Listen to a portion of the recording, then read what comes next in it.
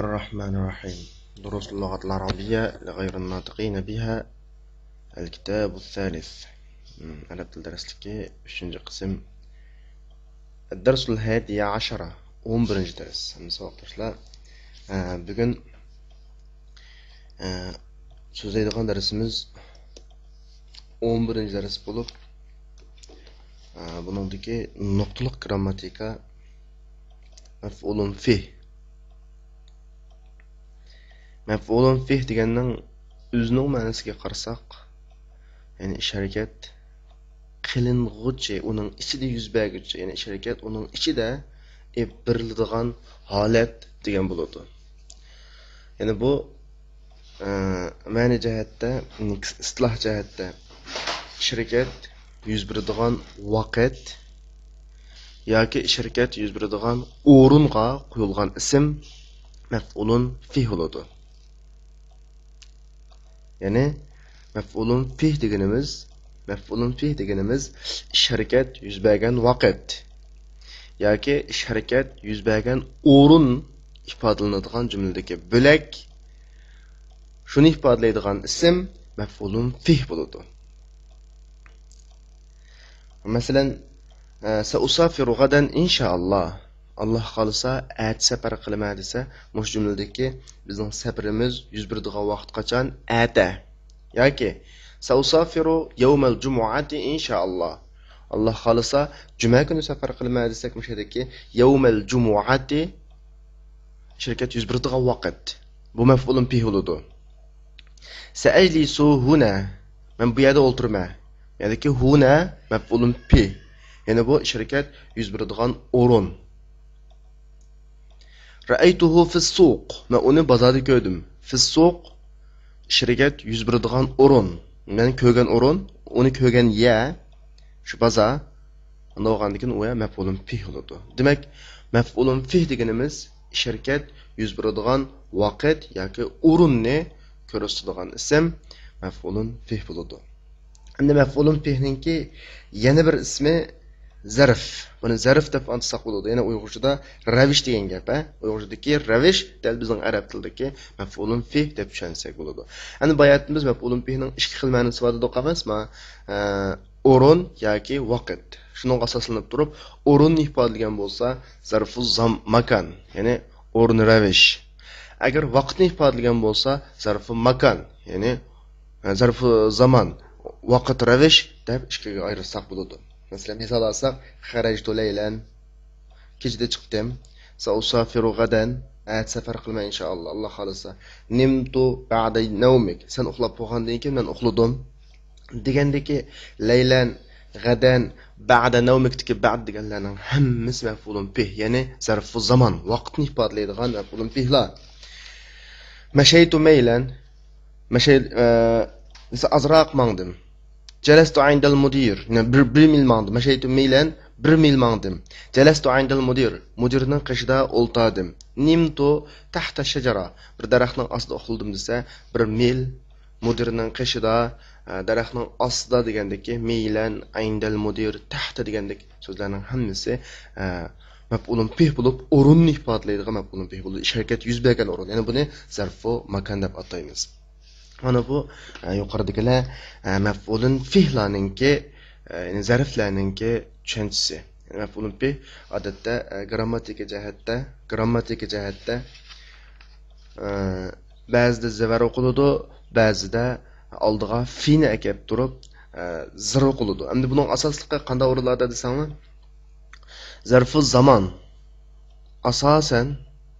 asosan zavar o'qiladi, oldiga fi kelmaydi. Ko'pincha vaqtlarda endi zarfu makonninki iniq bo'lgan zarfu makonlar, masalan iniq bo'lgan maf'ulun bih, masalan bozor, sinf, uy degandek ma'rullar oldiga fi kelib zar o'qiladi, zavar o'qilgan ahvollari ancha ko'p yo'q. Masalan, men uyda o'tirdim, jalastu fil bayt deymiz, baytan demaymiz u yerda. Masjidda namoz o'qidim, sallaytu fil masjid faqirada iniq ayirib olaylik.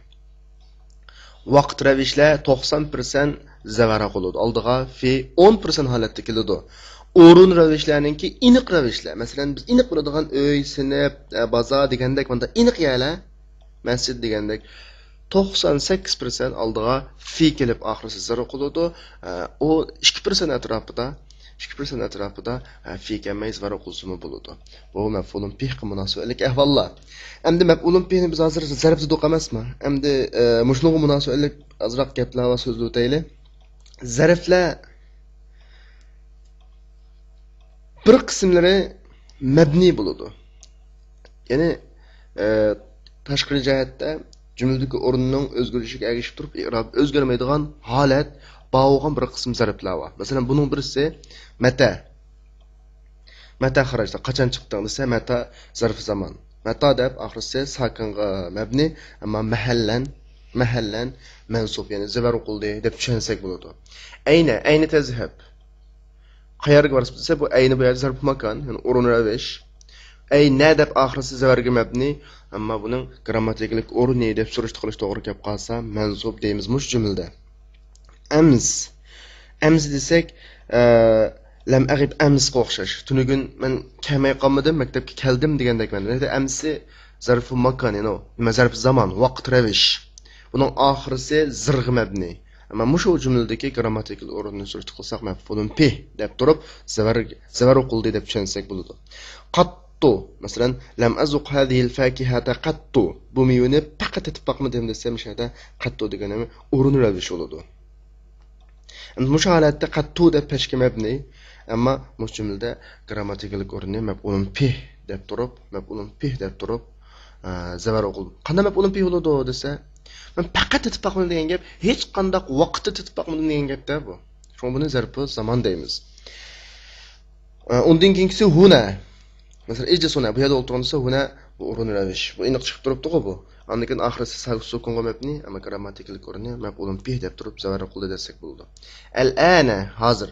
Masalan, al-ana ji'ta hozir keldingizmi desa, al-an mush jumlada zamonliq rolni o'ynaydi. Ya'ni vaqt ravish. Hozir al-ana deb zavarga mabni, ammo buning grammatikalik o'rni hozirgi jumlada mansub deb tushunsak bo'ladi. Haysu, ijlis haysu shit. Xalqa yeringiz o'ltiring degan jumlada haysu zurbu makan, xalqan yada. Endi bu haysu deb peshga mabni bo'ldi, ammo hozirgi jumladagi grammatikalik o'rni mansub deb tushunsak bo'ladi. Demak, qaytadan deb o'taylik. Mata, ayna, amsi, qattu, huna, al-ana, haysu degan mabnilar garchi jumlada maf'ulun bih bo'lib, zavar o'qilishga tegishli o'rinlarda kasimi, ammo bular mabni bo'lg'achqa, maravishlar, zurflar mabni bo'lg'achqa, bulardagi i'rob, ya'ni zavar o'qiladigan i'rob oshkora berilmaydi. Balki o'zining mabnilik holatida qoladi, ammo buningga biz grammatikalik i'rob bergan vaqtimizda maf'ulun bih mahallan zavar deb qarasak bo'ladi. Bu birinchi ahvol. Ikkinchi ahvol, endi biz yuqorida maf'ulun bihni zarf bo'ladi, zarf jumlada shu maf'ulun bih bo'lib keldi dedik emasmi?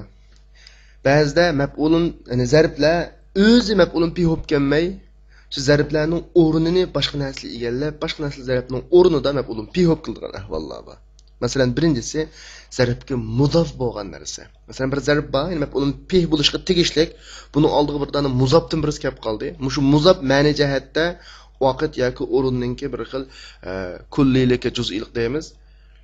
Umumiy vaqt yoki bir qism vaqt degandek ma'nolarni ifodalab beralaydigan muzof bo'lib qolsa, mushmu maf'ulun bih bo'lalaydi, garchi zarf bo'lmasin. Aslida maf'ulun bihga zarf bo'lish kerak.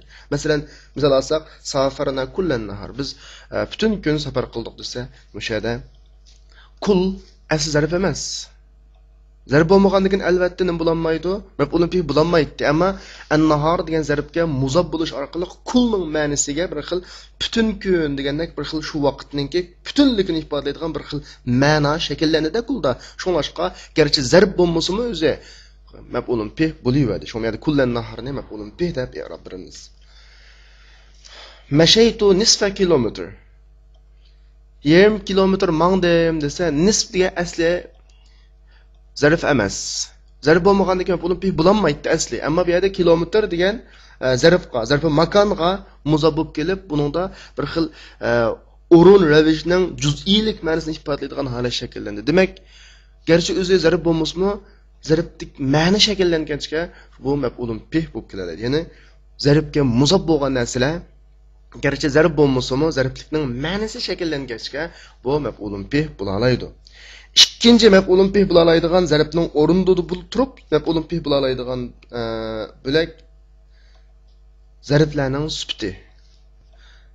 Endi sifat degan zarf emas, ammo zarflarga sifat bo'lib kelganligi uchunla nima bo'la oladi? Maf'ulun bih. Masalan, jalasu tawilan. Jiq o'tirib ketdim, uzun o'tirib ketdim deymiz-ku. Asli tawil degan uzun degan gap. Bu sifat.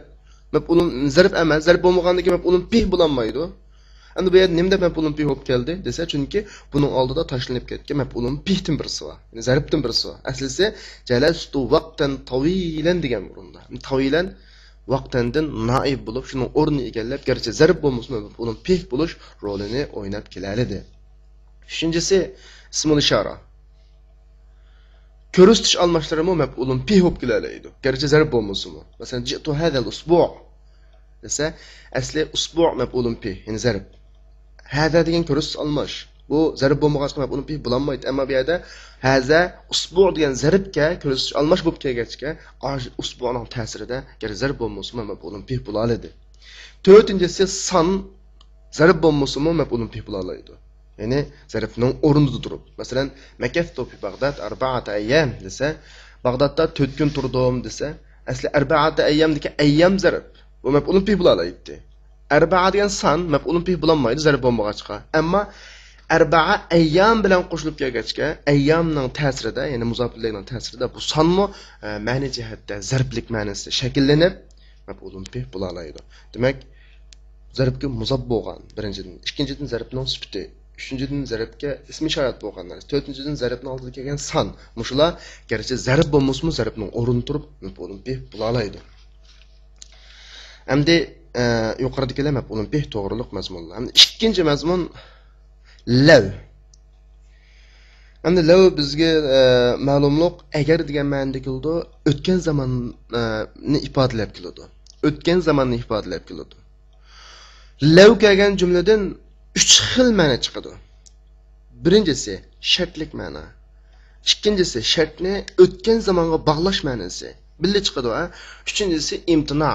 Ma'lum bir ishningki yuz bermaganligini ifodalaydi. Masalan, bir misol olsak, law ijtahatta lanajahtam desa, agar tirishgan bo'lsang imtihondan o'tding desa, tirishish imtihondan o'tish degan bir xil shart shakllandi. Tirishgan bo'lsang imtihondan o'tding, shart. Ikkinchidan bu shart qanday zamonda yuz berdi? O'tgan zamonda yuz berdi, chuqum. Uchinchidan bu ishningki yuz bermaganligini ifodalaydi. Ya'ni sen tirishmading, imtihondan o'tolmading deb bu ish yuz bermadi degan mush yuqoridagidek 3 xil ma'no. Birisi shartni, ikkinchisi shartni o'tgan zamonga bog'lashni, uchinchidan shart va jazoninki yuz bermaganligini ifodalaydi. Shart lavning ma'nosi mana shu. Endi obdaroq tushunaylik, lav degan nima desa, o'tib ketib bo'lgan, mumkin bo'lmaydigan ishlarni agar bunda qilgan bo'lsa degan ma'no ifodalab keladi, xolos. Mayli bu mudoriga kirsin, mayli moziga kirsin, bu o'tgan zamonni ifodalaydi. Lekin bunga munosabatlik bir mazmun lavninki keyindagi javob jumlasi musbat bo'lib qolsa, buningga lam bilan kiradi, kirsa bo'ladi. Ammo manfi bo'lib qolsa kirmaydi. Masalan, law sami'ta qissatahu labakayt. Agar uning hikoyasini anglagan bo'lsang, yig'lab ketibsansa labakayt deb bakaytuga lam kirdi. Mush nuqtaga diqqat qilsak bo'ladi. 3-nuqta. Endi biz boya maf'ulun bih to'g'riliq so'zlab zarfning gapini qilib qoldik emasmi? Endi mush zarflarning ichida qablu, ba'du degan bir ishga zarf bor. Ya'ni din ilgari, din keyin deydigan. Bular ba'zida bir narsalar bilan birikib, ya'ni muzob bo'lib keladi, ba'zi yolg'iz kelib qoladi.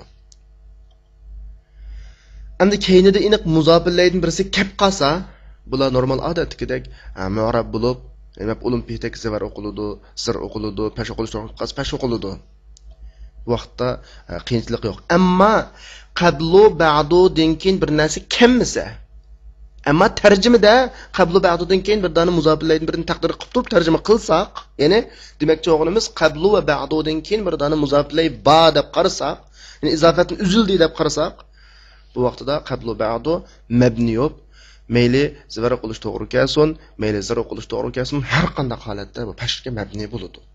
Masalan, Qur'oni Karimda lillahil amru min qablu va min ba'du degan bir oyat bor, Surrumning 4-oyati.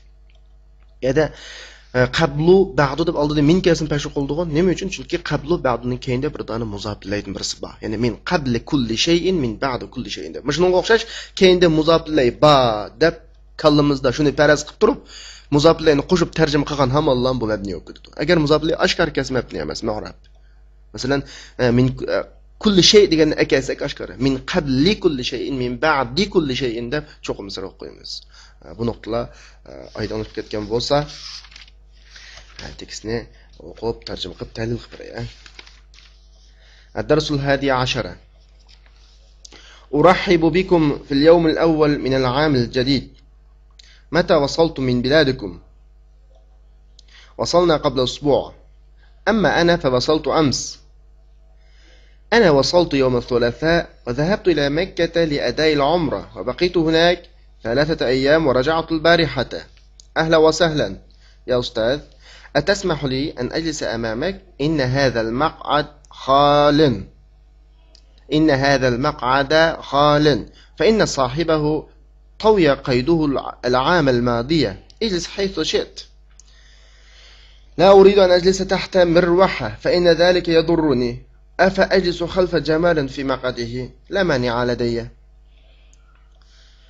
أين سافرت في عطلة الصيف هذه السنة يا أستاذ؟ إلى الفلبين. ألم تمر بكولالمبورا؟ بلى، ولكنني لم أمكث فيها طويلا. كم لبثت ثم يا أستاذ؟ لبثت ثم يوما أو بعض يوم. لو عرفت أنك تأتي إلى بلدي لاستقبلتك في المطار. أسافرت إلى سنغافورة أيضا؟ لا. ألم تسافر إليها من قبل؟ نعم، لم أسافر إليها قط.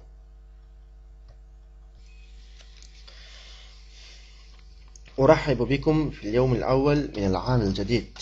يعني يلنن برنجو كن استاسلان قرش لمن. متى وصلتم من بلادكم؟ سلانن شهرنادن قاچان كالدыңlar. Majumildeki fil yevmil avvel mef'ulun biha fi aşkarı kelgen mef'ulun bi.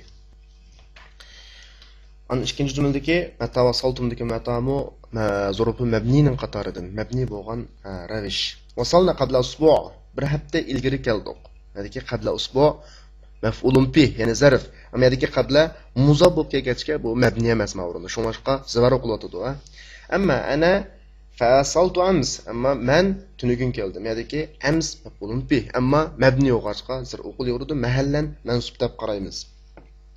Ana vasaltu yawm al-thulatha. Men çarşamba günü seyşembe günü yetib keldim. O'rindagi yawm al-thulatha mef'ulun bi. Mef'ulun bi. Şoňaşqa yawma zvar o'qilatadi. Zahabtu ila Mekke li ada'il umra. Men Mekke'ge ömür ada qilish uchun bardim. Baqitu hunak 3 ayyam va raja'tu al-barihata. U yerda 3 kun qilib, 3 kun turib, tunugünkech qaytib keldim. O'rindagi hunak mef'ulun bi urun ravish, ya'ni zarfu makan hunak 3 ayyam zarfu zaman vaqt ravish. Mushun 3 ayyamdagi salasa 3 degani mef'ulun bi bo'ladi. Gerçi san bo'lsa-mu ayyamning ta'sirida. Biz bayatni so'zlagan-ku, salla keyindiki mef'ulun bihlarning zarflarning ta'sirida zarf bo'lmas mef'ulun bih bo'laveradi. Raja'tu al-barihatadagi al-bariha mef'ulun bih zarfu zaman.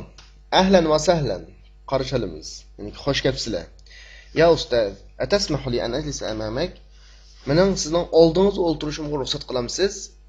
Amamak ma'runda mef'ulun bih, ya'ni zarfi makan. O'rin ravish. Inna hadha al-maq'ada khalin. Bu o'rin bo'shkan. Fa inna sahibahu tuwiya qayduhu al-'am al-madi. Bu o'rinning egisi o'tgan yilda haydalgan. Tuwiya qayduhu hamsi qo'shilib haydaldi, maktabdan chekintirildi degan ma'noda. Al-'am al-madi maf'ulun bih. Ya'ni vaqt ravish o'tgan yilsi.